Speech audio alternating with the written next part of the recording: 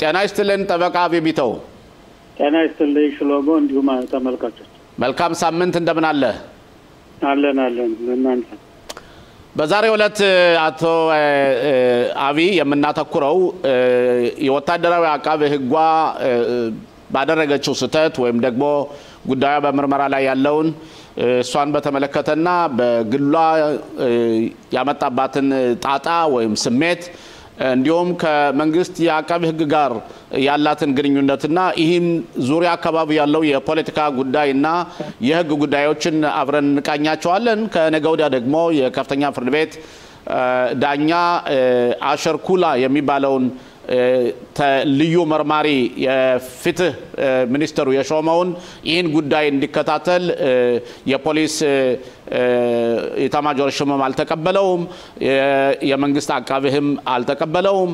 ይህን ጉዳይም ወደ ከፍተኛ ፍርድ ቤቱ ቀርቧልና እነዚህን በተመለከተ እስቲ አንተ እንደው የምትሰጣቸውን ሐሳቦች አንድ 3 ደቂቃ ጥያቄ ሳልጠይቅ ሰፋ ባለ ሁኔታ ግለጽልን። እንግዲህ በመጀመሪያ ደረጃ የወታደራዊ አቃቤ ህግ ማለት የሀገሪቱ ዋና እምብርት የሀገሪቱ ዋና ህጋዊ ምክራዊ አስተዳደራዊ የሚሳተፍበት የሚሆንበት ጉዳይ ስለሆነ ከዚያ ቦታ የሚደርሱ ሰዎች በደንብ ተመርጠው ተጣርተው ንጹህ ሀገራዊ ፍላጎት ፍቅር ያላቸው መሆን አለባቸው እንጂ እንዲሁ ዝም ብሎ በለብለብ የሚሾም መሆን የለባቸውም። በጣም ያሳዝነው እዚህ ሀገሪቱ ትንሽ ናት። ሀገሪቱ ተቋቋመች ገና 80 ዓመት አልሞላትም። ያን ጊዜ በየሀገሩ ወደ እስራኤል ሀገር የመጡ አዲስ ገቢዎች እዚህ ቦታ ለመድረስ ብዙ ጥረት ያደርጉ ነበር። ብዙ ሰው መታወቅ ነበረባቸው። ስለዚህ በአንዳንድ መንግስታዊ መስሪያ ቤቶች አንዱም ያውቀውን አንዱ ዘመዱን አንዱ እንደዚያ ያያሉ የመጓተት ሁኔታዎች አሉ። ቤትም ቦታ ያለ ነው። ስለዚህ ሴትዮይቱ አሁን ያደረገችው ጥፋት ምስጢርና አውጥቶ ለጋዜጠኛ መስጠት በእርግጥ አዲስ አይደለም። በየትኛውም መንግስት በየትኛውም ቦታ በፖሊስም በወታደርም በህግ ጠበቃም ቤትም በለው የሚሆን ነገር ነው። የዲሞክራሲ ሀገር ይሆናል። ግን አንድ ምስጢር ማውጣቱ ሁለት ምስጢር ከወጣ በኋላ ወደ ከፍተኛው ፍርድ ቤት ቀርበው ፍርድ ቤቱን ለማሳሳት የተደረገው ቃለ መሐላ ወይም ታጽር የሚባለውን የውሸት መስጠት እንደገና ደግሞ አሁን ታግደው ባሉበት ጊዜ ስልክን ባህር ላይ መጣል ፍጹም የማይጠበቅ ነገር እንዲያውም የበለጠ በጉዳዩ ሰርገው የገቡና ነገሮችን ለማጋለጥ የተደረገ ሻጥ እንደሆነ ይታያል። ይሄ እንደማየው ከሆነ በቀይ ክንፉም ሆነ በግራ ክንፉ እቺ የወታደር አቃቤ ህግ ያደረገችው ነገር በጣም ህዝቡን አበሳጭቷል። ማንም ምስኪና ብሎ የሚያዝንላት የለም። ይሄ ጉዳይ አለ።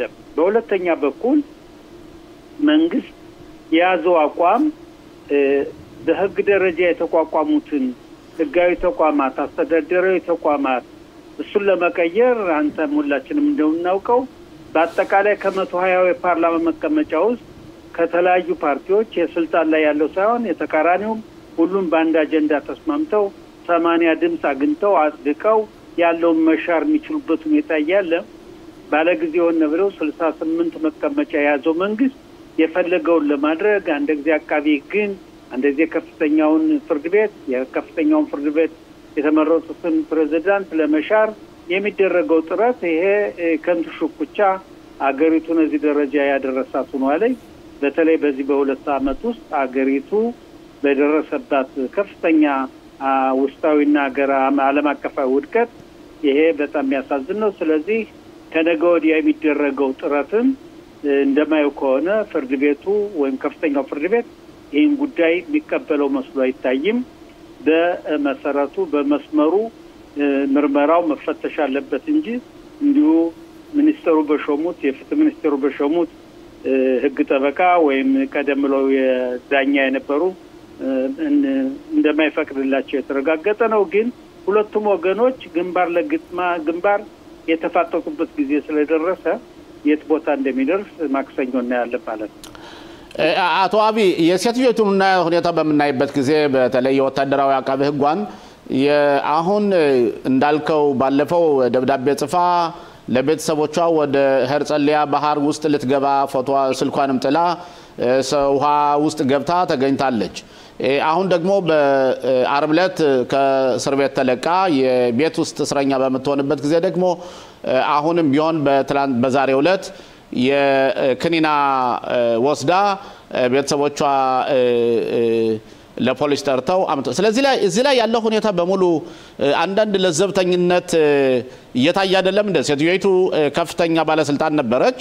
አሁን የአእምሮ ጭንቀት አለባት እና መጨረሻ ላይ ራሷን ልታጠፋና እየሞከረች ነው። እና እንዴት ነው ፕሲኪያትር ማየት የለባትም? እንዴት ነው ነገሩ ይሄ ሁኔታ?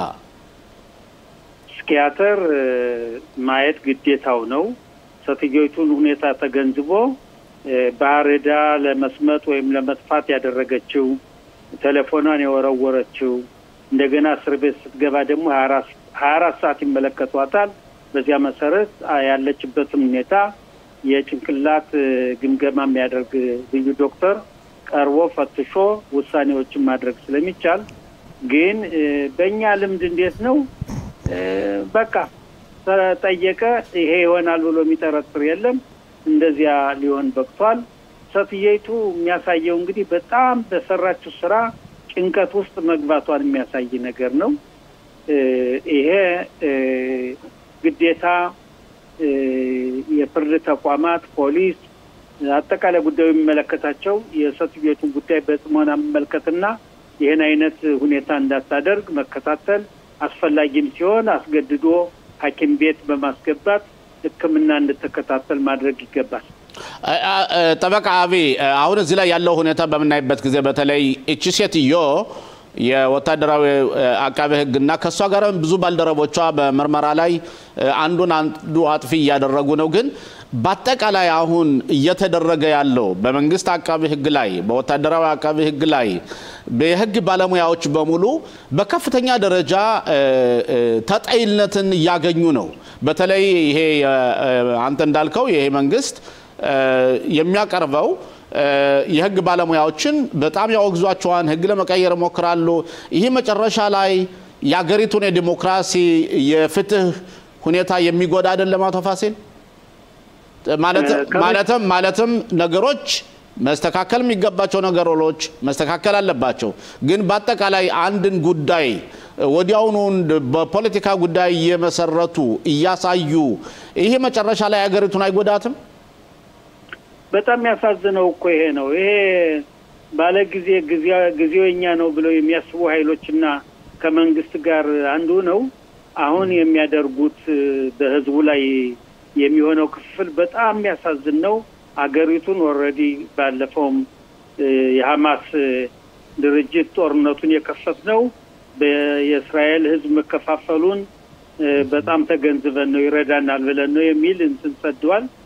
ስለዚህ መንግስት አሁን ከጥቅምት 7 2023 ጀምሮ እስካሁን ድረስ እነዚህ የተጠለፉ ግለሰቦች እስከሚለቀቁ ድረስ ዜጎች እስከሚለቀቁ ድረስ አገሪቱ በጥሩ መስመር እንዳልሆነች ተገንዝበው ለአጠቃላይ ለአገሪቱ መሆን የሚገባው ነገር በልዩ ኮሚቴ ተሰብስበው የምሁራን ኮሚቴ የማንኛውም ኮሚቴ ተሰብስበው ማየትና መገምገም ነገሮችን እንደ ሁኔታዎች መፍታት ሲገባ ሩጫ ነው ይዘያል። የቴሌቪዥን የሬዲዮ ጣቢያዎችን ማገድ፣ እነሱ በሚሉት ለመውሰድ ማቀድ፣ የፍርድ ቤቶች ሁኔታ ከፍተኛውን ፍርድ ቤት ፕሬዝዳንት አንቀበልም ማለት፣ የመንግስት የህግ አማካሪን አንቀበልም ማለት ይሄ ሁሉ ለሀገሪቱ በጣም ከፍተኛ ጉዳት እያመጣ መሆኑንና በእስራኤል ላይ ልክ እስራኤል እንደ ሌሎች ጸረ ዲሞክራሲ ወይም ዲሞክራሲ የሌለባቸው ሀገሮች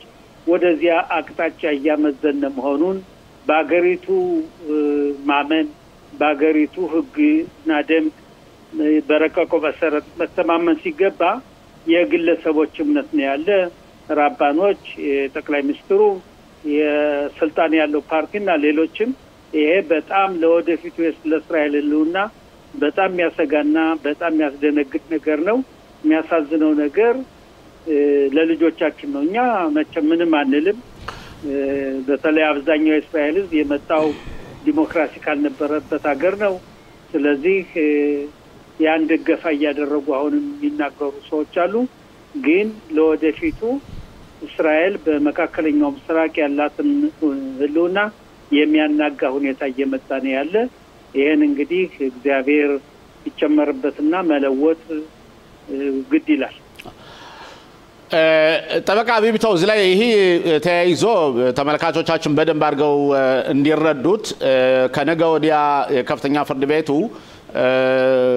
የሚያየው አጀንዳ አለ በአንድ በኩል የመንግስት አቃቤ ህግ ከዚች ሴትዮ ጋር ከወታደራዊ አቃቤ ህግ ጋር ንክክል ይኖራል ይችላል በማለት እሷ የምርመራውን ሁኔታ እንዳትከታተል እሷ ኃላፊነትን በመውሰድ ወደ